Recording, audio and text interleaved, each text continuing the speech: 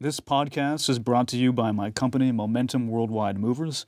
We focus on providing tailor-made solutions to match the needs and specific requirements of each and every customer, since every move is unique.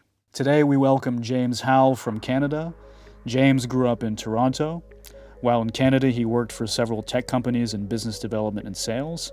Then he started doing sales consulting and training for startups and people who are new to sales. In 2022, he moved to Japan with his wife Hanako to help with her uncle's Yokohama-based real estate company. Hanako took a leadership role, and he began working on expanding their business to serve foreigners in Japan who are looking to buy or sell properties.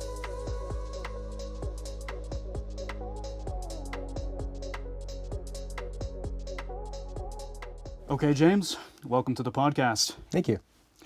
So you were involved in a number of different sales roles before you came to Japan. You can talk about those if you'd like. But what I'm really interested in is the beginning of your Japan journey. Can you tell me where that started?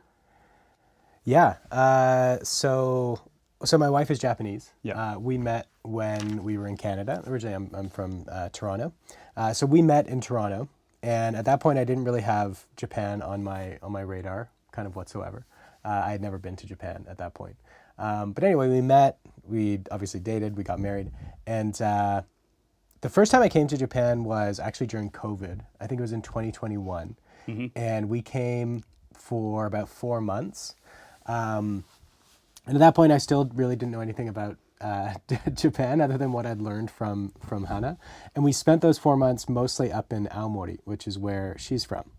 But that kind of is what started the initial idea of potentially moving to Japan, potentially spending time in Japan, or spending more time in Japan, which for me was something that started to become more and more interesting because Japan is just like a fascinating place.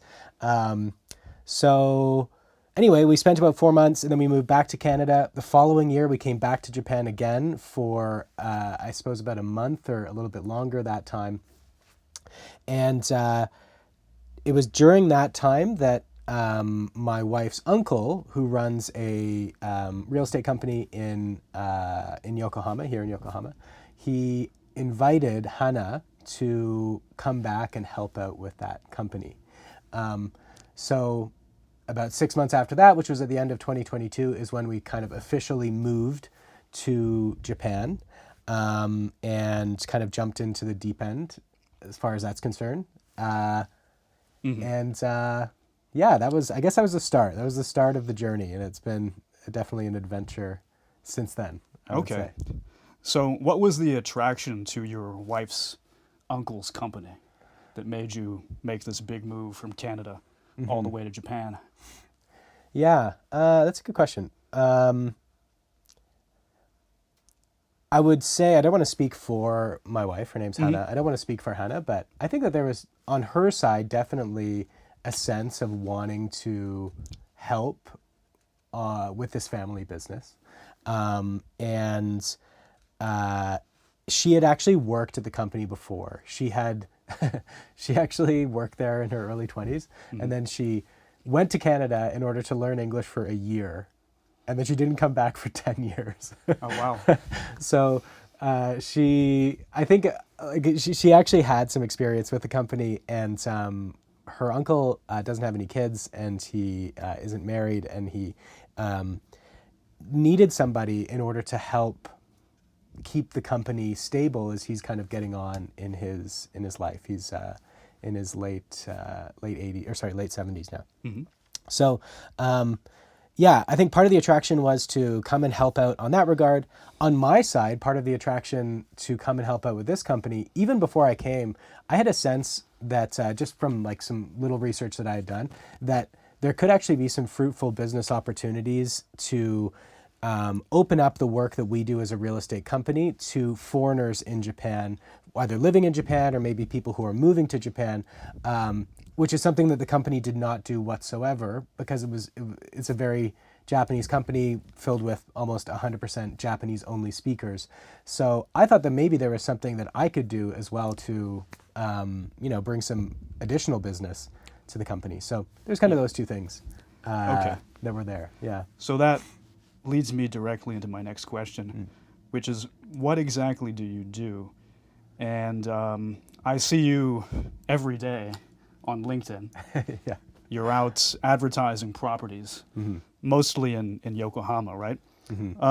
So I'm just curious to know, are you just mostly involved in marketing, or what, what are your, what is the company expecting of you?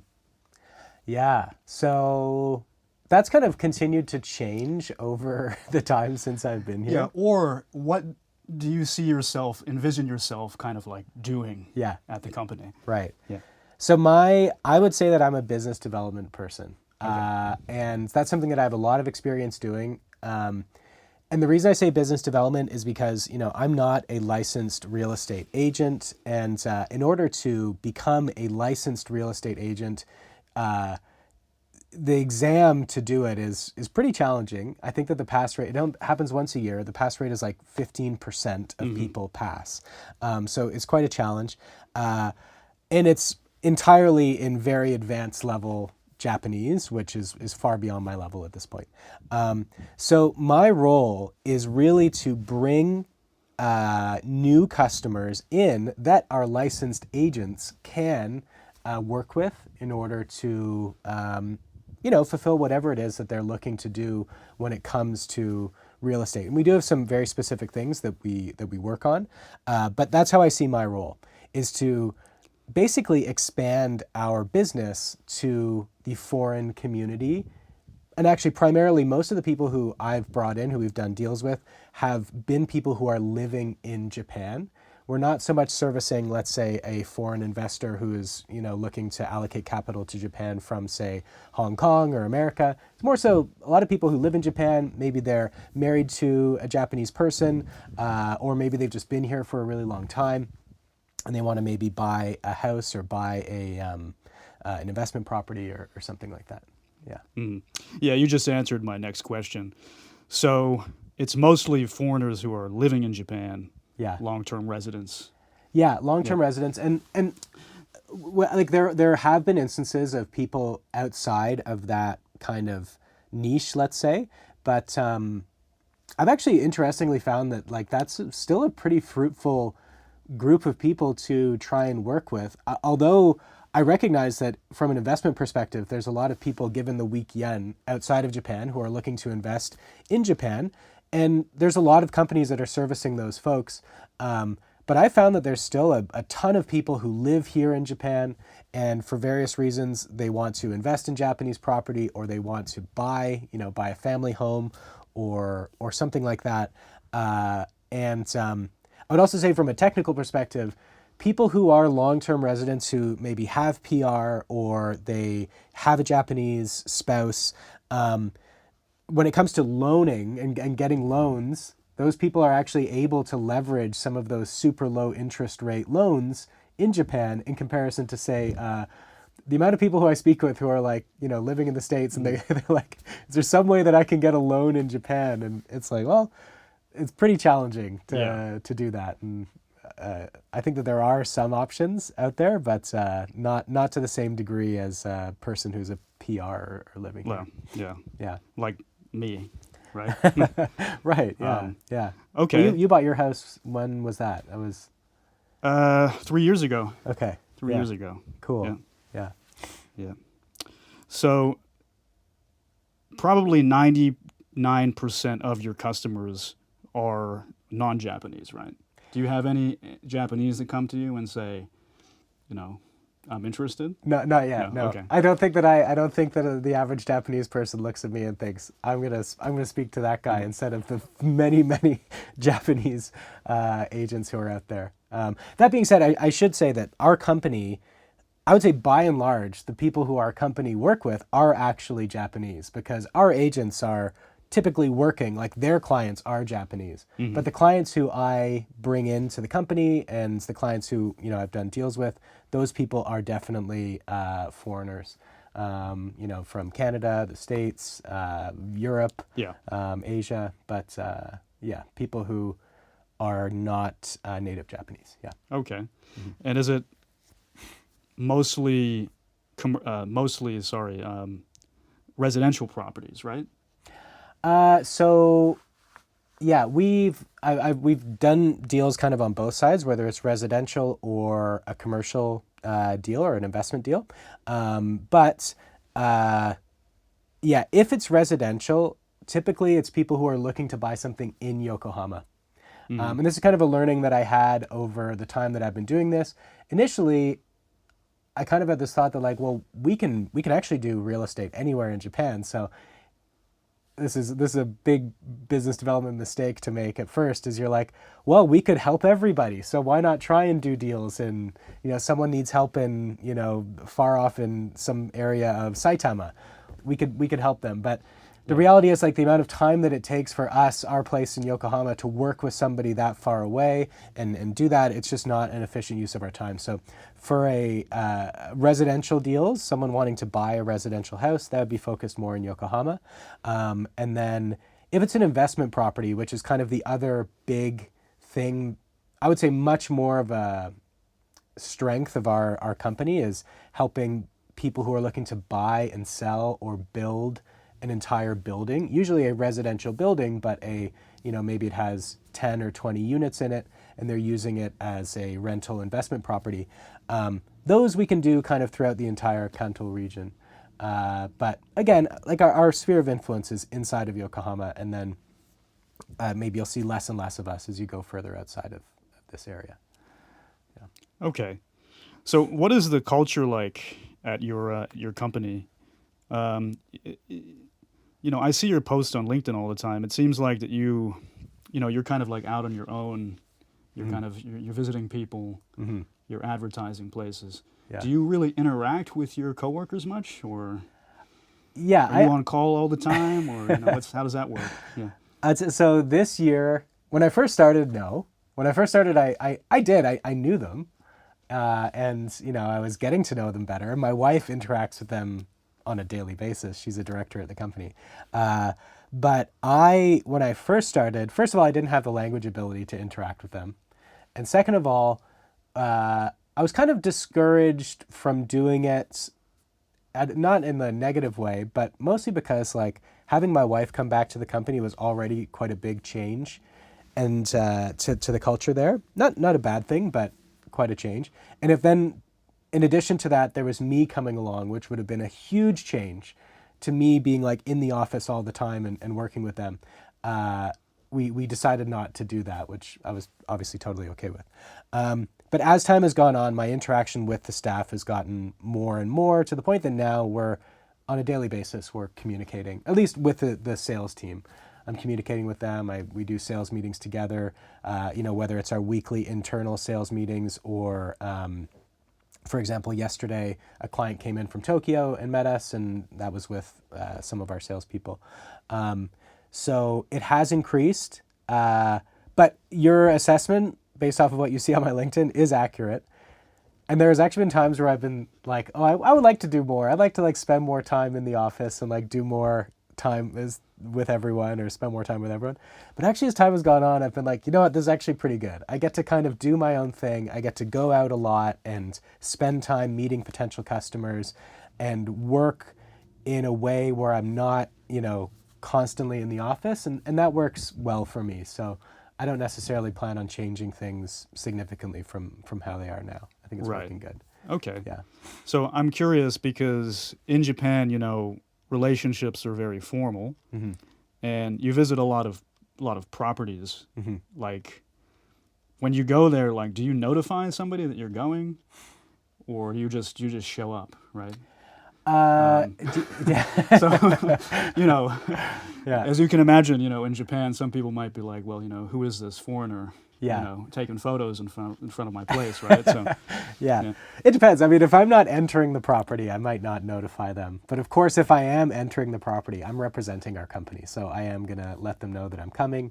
And I suppose I've learned enough now from doing it with people enough that I feel more comfortable introducing myself and how to introduce myself. And, at the same time, like our real estate agency is fairly well known, and we have a number of employees. So, you know, I'm able to do some of that on my own. But at the same time, if it is a more, let's say, like specific assessment of a building, for example, I'm going to be going with some of my coworkers anyway, whether that's my wife or some of the people from the office, because again, like those people have far more technical real estate knowledge than I have. And you know, I'm learning every day.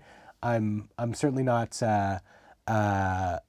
you know, trying to avoid learning more about real estate, but I'm always turning to them as my people that I know I can trust to do the kind of nitty gritty real estate, the important real estate work. I'm not really sure how else to say it, but No. so they will come with me Yeah. quite often. Yeah. Yeah, you just answered another one of my questions. You're doing very well. Sorry. Yeah. That's all right. We got another one. We got plenty of Oh, brochures. nice. Good. So I'm curious about how do you work together with your wife, if you don't mind my asking. I mean, because it sounds like you guys double team a lot of stuff. Maybe she sets up some meetings for you in Japanese, or do you do things more independently? I would say that so we work really closely together. Okay. Hana Yeah. and I. And which is a work in progress in and of itself, because it's not always easy to do that, of course. But I would say actually more so I set up, if it's an external meeting, that's almost always me setting them up. My wife doesn't do, you know, sales or business development in the same way. If it's an internal meeting, it's more likely that she is the one who might be running point on that meeting. That is kind of changing a little bit more as time is going on, but for a very long time, it was always that dynamic because, first of all, my wife is completely fluent in English, and she is obviously native Japanese. So she is in many ways the bridge between me and the Japanese side of things. And again, that is kind of diminishing as time goes on. But on the other side, if I'm going out to meet, say, a new customer, I can do that on my own. However, once I've had kind of my initial conversation with that new potential customer, and they, you know, are interested to maybe take the next step, come and meet us at our office, do a Zoom call with us, whatever that next step may be, more often than not, that is going to be involving my wife and then also one of our employees as well. Yeah. So one or two of our employees, really. Bring in the specialist, right? Yeah, exactly. Yeah. Exactly. Like I know my lane really is to find new customers and also qualify people. And again, with my background in sales, like that's something that I know how to do is have that initial conversation with someone just to get an assessment of like, can we help this person? Yeah. Is it in our wheelhouse of like what it is that they're trying to do, or would they be better serviced maybe going to a different agency or a different, you know, going a different direction? And if kind of these things all line up, then I know what to do in order to bring them in for that next step and then provide the most value that we can in that next conversation. Do you ever get customers who are like weird, or, you know, I mean, because real estate can be a tricky business, right? Yes. And you have a lot of tricksters in Oh, real yeah. estate. So do you ever get anybody who calls you to give you, you know, who just kind of like, you know, is trying to take advantage of you, or? You know? I mean, You don't have to answer that if you. no. You know, I mean, it's, I would say for sure I have. Not so much on the client side. I've found by and large almost everybody who I've met in the real estate industry who work in the industry are great and, you know, helpful, friendly people.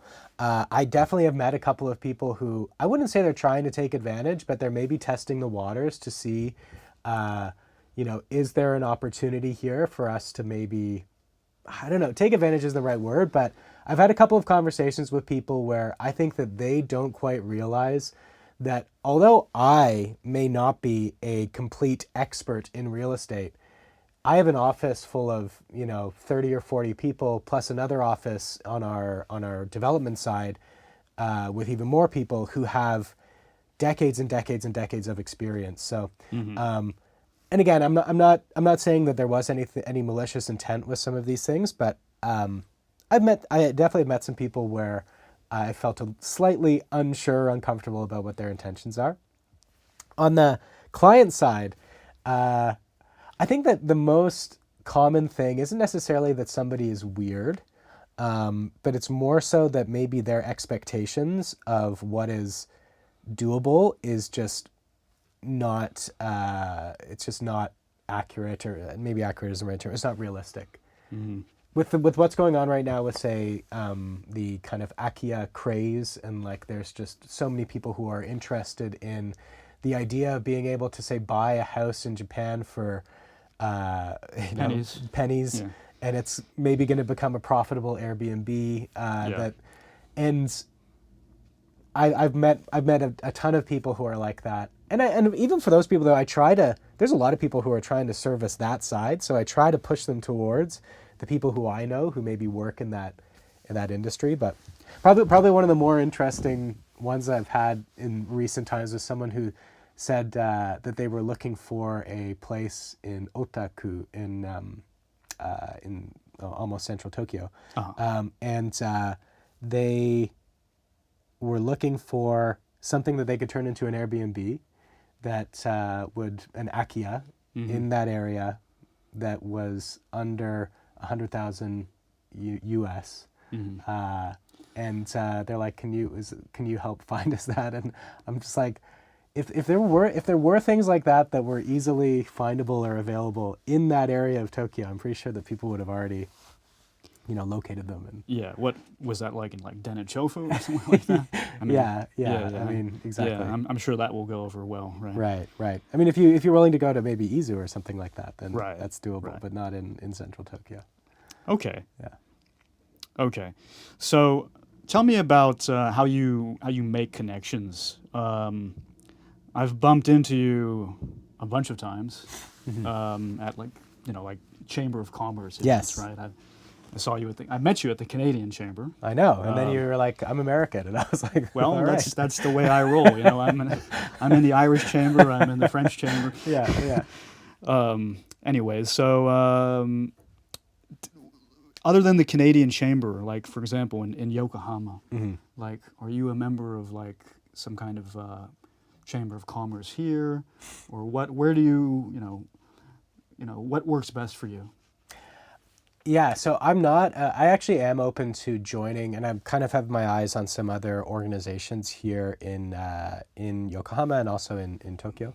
But I am honestly, LinkedIn is my thing. Like I just go on LinkedIn a lot, and you know that, eh? I know. Yeah. And at the same time, I have to say, like I've been using that platform for about 10 years, and since coming here, maybe a little bit before, I should say, so I was running a consultancy, like a sales consultancy and training thing before I came to Japan.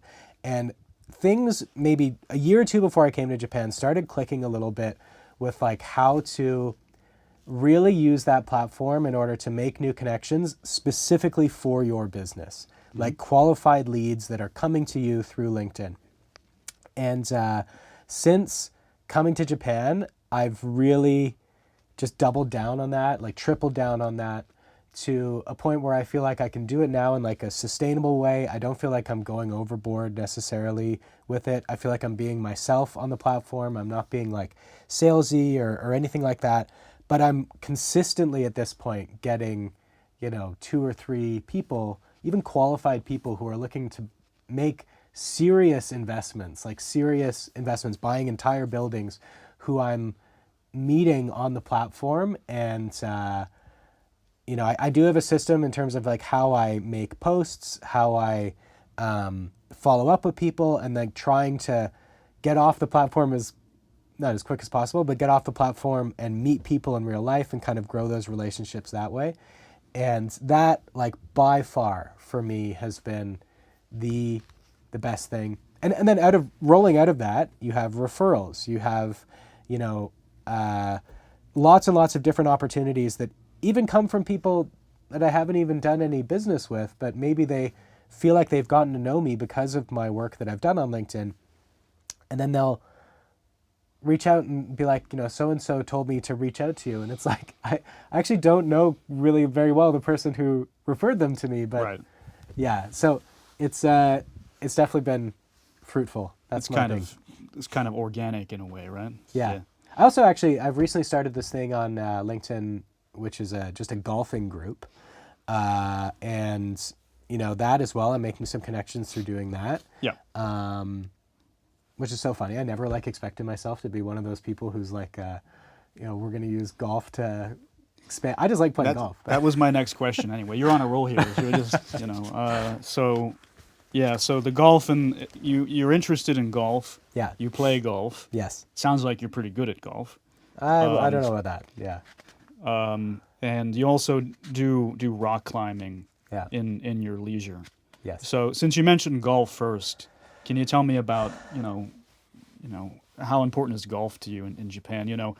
Golf is a very, very popular sport in Japan. Yeah. So I can understand that could lead to business opportunities and leads and things like that. Yeah. I mean, I don't necessarily see it as a business thing necessarily, but I know that it can certainly work that way. The reason I got back into golf, I played golf when I was a kid, and then I didn't play basically throughout my 20s, and I'm now almost 40. I didn't play for most of my 30s either. But then coming back to Japan, I just could tell that there's a culture around playing golf here, and I know how to play, and I kind of got back into it, and it has a bit of a kind of natsukashi feeling when I play golf. It reminds me of time at home and time with my father when I used to play, and I just really have gotten back into it. Mm-hmm. And yeah, I mean, I think playing in Japan is just fun, and there's enough. I've always believed in being able to connect with people by doing something together, and a lot of actually, to flip it over to rock climbing, comes from that, which is I got into climbing. I used to live in a place called Jasper National Park in Canada, and I got into rock climbing there in my early 20s. And it just I just caught the bug, and I got so obsessed with it. I've traveled many places to go climbing. I have a lot of climbing friends. And anytime I would go to visit a new city, I'd maybe go to a climbing gym, maybe go to a climbing area outdoors, and I make new connections because there's automatically this bond that you have with somebody who does the same thing that you do. Mm-hmm. Even being here in Japan, going to the climbing gym has been an instrumental part of me learning Japanese, because even if I went to the climbing gym and I couldn't speak Japanese, I would meet people and we were doing the same thing. And so we'd kind of become friends, and I would pick up on what they were saying, and I would get to practice my Japanese with them. So golf kind of works in a similar way, where if you're both into it, it doesn't even matter how good you are, if you're not good, whatever. If you're both into it, and you do something like that together, you bond over it, Right. Yeah. Right. So it's been a good thing for me. It's been an important part. Yeah. That's good. So just being mindful of the time. So would you ever consider to move back to Canada someday, or somewhere else, or is it too early to tell, or you're going to be in Japan indefinitely? What do you envision? And if you were going to stay in Japan, if you made the decision to stay in Japan, if let's say you were living a different life or something like that, where would you want to go? Yeah. Right. Okay, so will I stay in Japan forever? Probably not. And I think that we will be continuing to come back to Japan. As I said, my wife obviously is Japanese, and this is a very important place for her. But not only me, more so my wife, she really loves Canada. She really, really, really loves Canada. Living in Canada was a very special thing for her. And there's something about Canada that she loves and she misses. It doesn't mean that we're going to leave anytime soon necessarily. That's definitely not the plan. But almost certainly we will at some point return to Canada. We may have some type of hybrid thing that we'll do. I love Japan. One thing I don't like about Japan is the summers. And as we're getting closer to the summer, I'm already starting to feel anxious almost about the upcoming Yeah. heat. Yeah. So, yeah, the plan would be eventually to move back to either Canada, maybe somewhere else, but probably Canada. However, we're likely to stay in some capacity. We'll be in Japan for quite some time from now, and we're likely to continue to return to Japan, especially because with the company, we're going to be, I think continuing to be an instrumental part of that company as it continues to grow in the future. So, that being said, Hannah and I both like the idea of living somewhere that is maybe outside of like this central region. Before we moved here, we lived on Vancouver Island, which is like the opposite of Tokyo, basically. Yeah, we wouldn't mind moving to somewhere, maybe a smaller city, maybe somewhere that's still accessible to Tokyo easily, or just somewhere that's further out, but where access to nature is maybe a little bit easier and quicker. Right. Right. Okay. Yeah. Well, that's all from me. Cool. Thank you very much for your time today. Yeah, no problem. That was fun. Yeah. I appreciate all the questions.